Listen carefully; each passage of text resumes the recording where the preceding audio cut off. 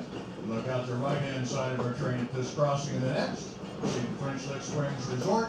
This is a 440-room resort hotel. The buildings here now date to about 1902. The hotel itself dates back into the 1840s. The new casino, that's the building over there with the red dome on the roof. That was opened in November of 2006.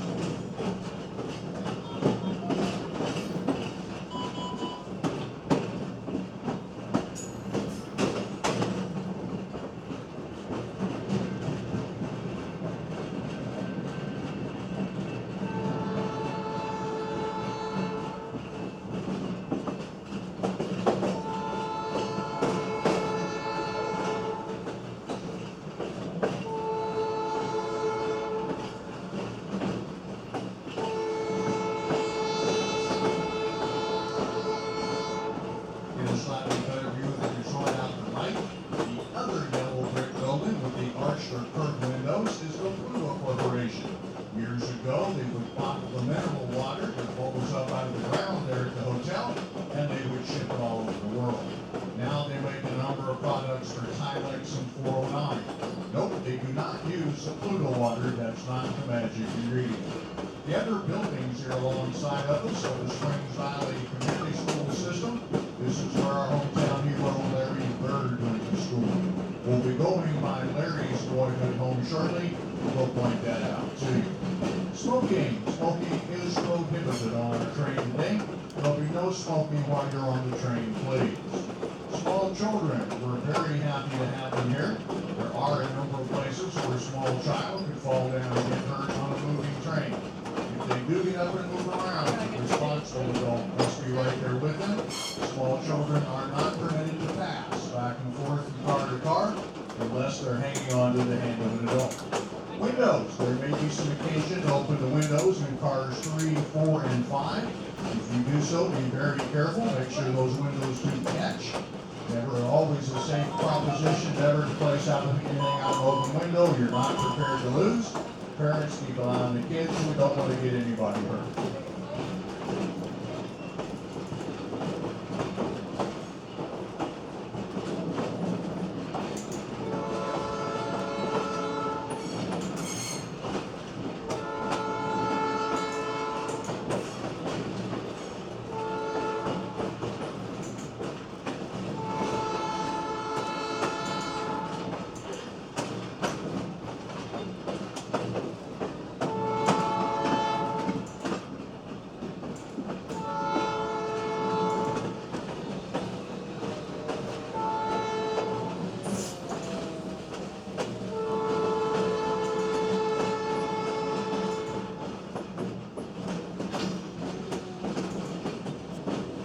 French Lick, Indiana is famous for many things. There may be one bit of trivia that escapes somebody. Tomato juice, as we now know it, was first served at the French Lick Springs Hotel back about 1917. Chef Louis Perrine was preparing a stuffed tomato dish and was always throwing away the inside of the tomato. Not wanting to be wasteful, they kept that material, mashed it all up, sifted out the seeds, came up with homogenized tomato juice. It caught on as a breakfast beverage, was first commercially canned right here in French Lick. Coming up on the left now will be the Springs Valley Supply Company, the site of that very first tomato juice canning factory. If any of you play Trivial Pursuit, that question about tomato juice is on several editions of the Trivial Pursuit game. You can now impress your friends by getting that question answered correctly.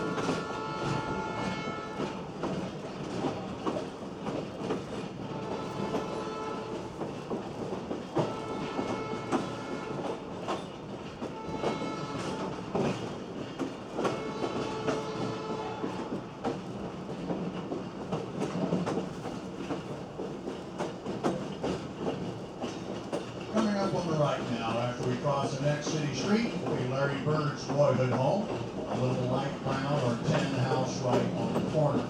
Larry played basketball for Indiana State University, the Boston Celtics, was the head coach of the Indiana Pacers and the general manager.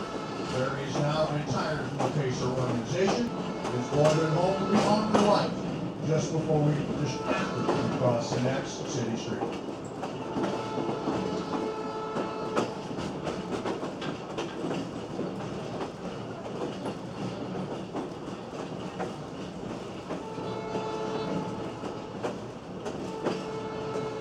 Larry Bird's boyhood home right here on the corner.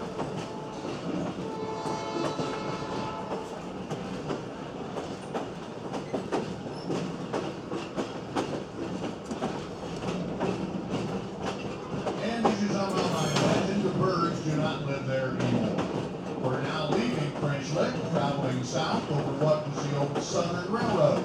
This line was built here in 1907 to connect the coal fields of Evansville with the Monon Railroad that's been built into French Lick from the north. At one time, little French Lick, Indiana, would brag about some 13 different passenger trains in and out of town every single day of the year.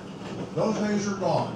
The only trains here now are those of the French Lick Scenic Railway that you're riding on this afternoon. We're being pulled today by a GP16 EMB locomotive, came to us from the Indiana Railroad Company. Cars number 1 and 2 came from the Chicago area. They were used in the metropolitan service area. These cars were built in the early 1960s, saw service until about 2002, 2003. The cars have 2 levels of seating, and these cars are air conditioned today. Cars number 3, 4, and 5 came off the Rock Island Railroad. They saw service in and around the Chicago area as well, taking people from the suburbs to downtown Chicago to work, to play, to shop, in some cases to go to school. Now, restrooms are located at the rear of car 1, 2, and 3. Restrooms at the rear of car 1, 2, and 3. The snack bar is located in the front part of car number 3. Will be open during our trip today. You're able to get up, move around, come out, check things at the snack bar. We have a selection of cookies, crackers, candy bar suckers, soft drinks, bottled water, beer, and wine available for your purchase. Now, as we continue our trip, we will be talking about scenery out both sides of the train. Don't worry about missing anything. Once we get to the midway point, we simply stop and back up. So check out the things on your side going down, move to the other side for the way back. You won't miss any scenery at all.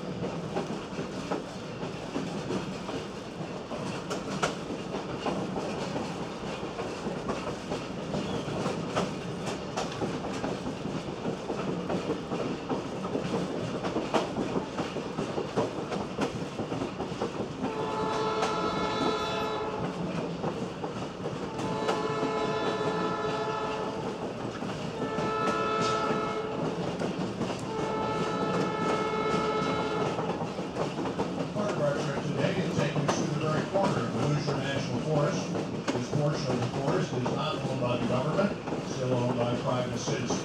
Because they've given use of their land to the forest, they're given the property tax break, they're allowed to harvest a certain amount of timber or cut down so many trees each year. The Hoosier National Forest covers about 9 counties here in southern Indiana, extending all the way from Perry County and Tell City south on the Ohio River, north up into Bloomington and Monroe County. As you look out your window as we continue our trip today, you'll see much of the area we're traveling through is not good for much else besides growing trees. It's going to be straight up or straight down.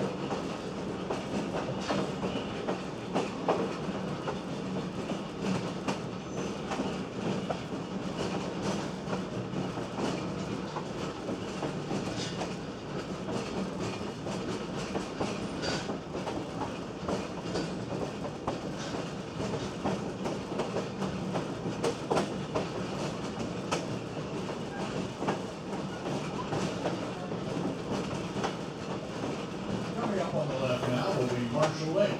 Marshall Lake is a flood control lake built to keep French Lick, West Baden, from floating away if it rains too hard.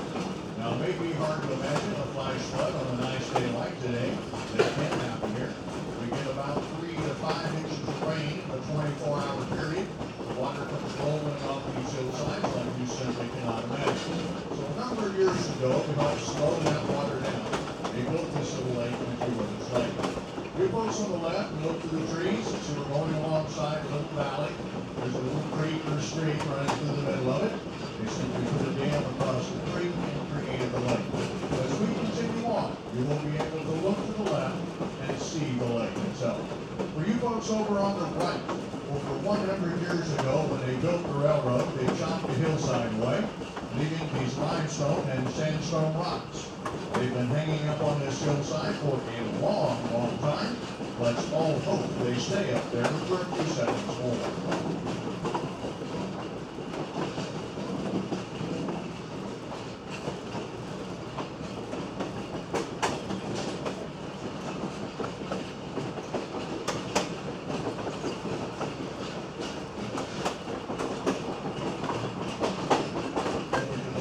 Hillside will drop down. Look over here and see Marshall Lake. Can be as much as 25 or 30 feet deeper in a flood situation. Marshall Lake, now on the left-hand side.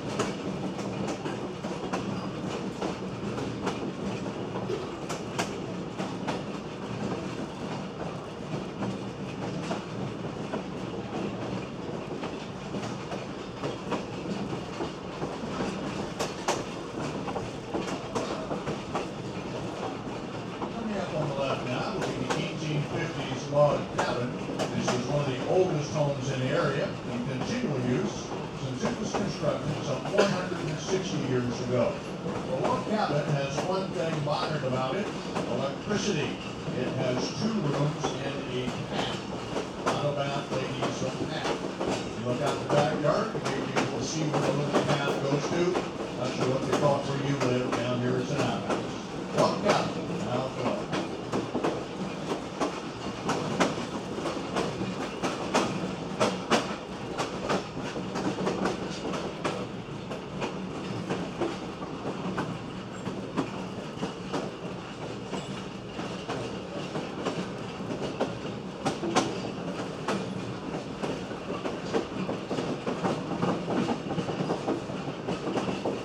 Just around the next curve now will be Burton Tunnel. Back when they built our railroad, they went around all the hills they could. You can see we've been winding around quite a bit this afternoon. They came to one hill or ridge. There was simply no way to go around. They had to go through it. Burton Tunnel is 2,200 feet long, slightly under 1.5 miles. This is the second longest tunnel in the state of Indiana. The longest is down there in Albany, which is around from there west of Georgetown. That tunnel is slightly under 1 mile long. Now we're going to be inside somewhere between 2 and 3 minutes.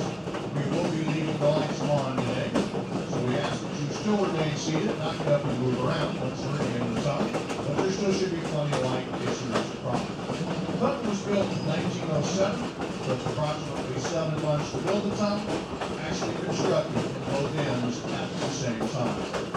The engineer will very quickly be sounding a first warning signal. Many people know we're approaching the tunnel.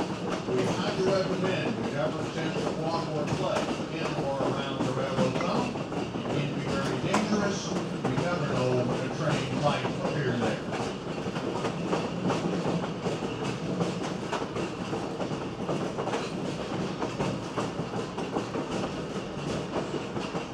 The tunnel is 16 feet wide, 22 feet tall, 2,200 feet long. Walls are lined with concrete that are over 1 foot thick. Once we're in the middle, we'll be slightly over 100 feet underground.